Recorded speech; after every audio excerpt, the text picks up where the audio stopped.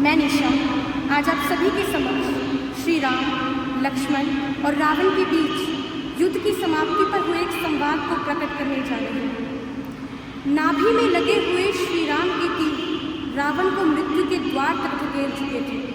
युद्ध समाप्त हो चुका था। दशानन किसी भी क्षण अंतिम सांस लेकर साकार अधर्म जैसे अपने जीवन से मुक्त होने वाला था। लेकिन श्री राम जानते थे कि रावण आज अकेले दम नहीं तोड़ेगा। उसके दम तोड़ते ही ज्ञान और पंडिताई का अनंत आकाश भी कांच की तरह चटक कर टूट जाएगा। और हमारे श्री राम, वो तो ठहरे ज्ञान प्रेमी और पुजारी। उनके लिए तो संसार का हर तरह का लोभ निंदनीय है, लेकिन केवल ज्ञान का लोभ है जो वंदनीय है। उन्होंने लक्ष्मण से कहा कि अनुज, इस सृष्टि का प्राकर्धम विद्वान, महानतम ज्ञानी, अंतिम सांसें लेने वाला है। जाओ और उससे अनुरोध करो कि वो संसार से जाते जाते तुम्हारी झोली में ज्ञान के कुछ रत्न डाल दे। लक्ष्मण को अपने भैया की ये बात कुछ ठीक नहीं लगी। वो बोले, भैया, ज्ञान गुरु से लिया जाता है और ये पापी, ये अधर्मी, ये मेरा गुरु कैसे हो सकता है? श्री राम ने मुस्कुराकर कहा कि तुम अपने अंदर शिष्य जागृत करो लक्ष्मण, फिर कण कण में तुम्हें गुरु के दर्शन होंगे। अब भैया की आज्ञा ना मानने का तो प्रश्न ही नहीं था। लक्ष्मण रावण के पास गए और बोले, हे दशानन, मेरा निवेदन है कि आप जाते जाते मुझे सफल जीवन के कुछ सूत्र दे जाएं। रावण ने सुना तो सही, लेकिन कहा कुछ नहीं, बस मुंह फेर लिया। लक्ष्मण उत्तेजित हो गए, वापस श्री राम के पास गए और बोले, प्राण जाने को है, लेकिन इसका अहंकार नहीं जा रहा। मुझे उत्तर देना तो दूर, इसने तो मुझसे मुंह फेर लिया। श्री राम ने कहा कि लक्ष्मण, जब तुम रावण से ज्ञान प्राप्त करने का अनुरोध कर रहे थे, तब तुम कहाँ खड़े थे? लक्ष्मण ने कहा कि रावण के सिरहाने। और कहा। राम धीमे से मुस्कुराकर बोले कि क्या तुम इतना भी नहीं समझ पाए कि तुमसे मुंह फिराना ही रावण का दिया हुआ पहला ज्ञान था?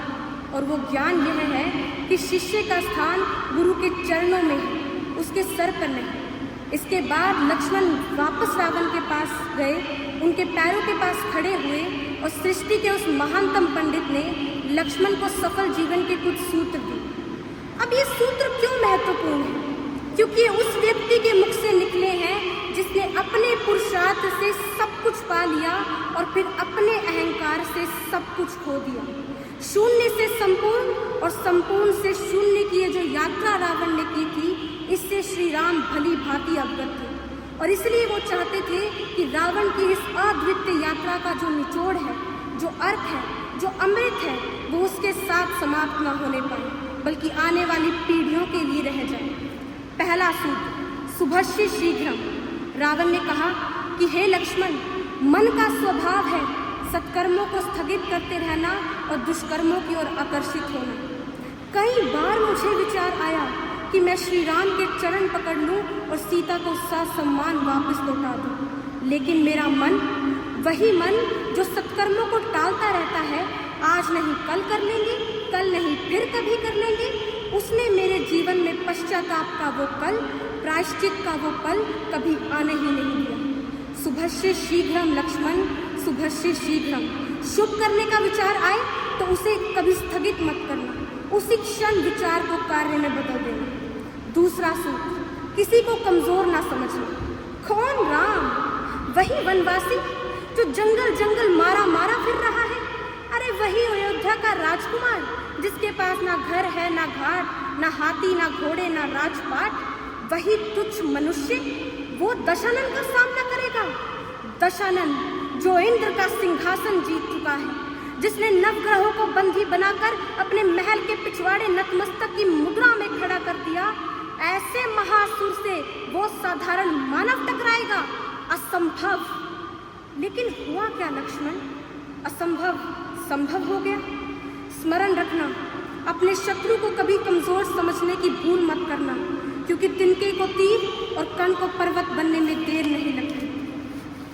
तीसरा और अंतिम सूत्र, राज को राज ही रहने देना। मैं तुमसे अपने मन का एक गहरा भेद बांट रहा हूँ, लेकिन तुम ये भेद किसी और से ना कहना। अब भला इससे हास्यास्पद बात कोई और हो सकती है क्या? अगर तुम अपना राज खुद राज नहीं रख पाए तो कोई और क्या रखेगा? यही तो भूल हुई मुझसे लक्ष्मण। मैं अजय था, दुराजय था, अपराजय था, लेकिन ये भेद कि मेरी नाभि में अमृत है छुपा नहीं पाया, और इसी भेद के बल पर मेरे ही भाई ने मेरे सर्वनाश का शंखनाद कर दिया। ये मेरा अंतिम सूत्र है लक्ष्मण, इसे कभी मत भुलाना।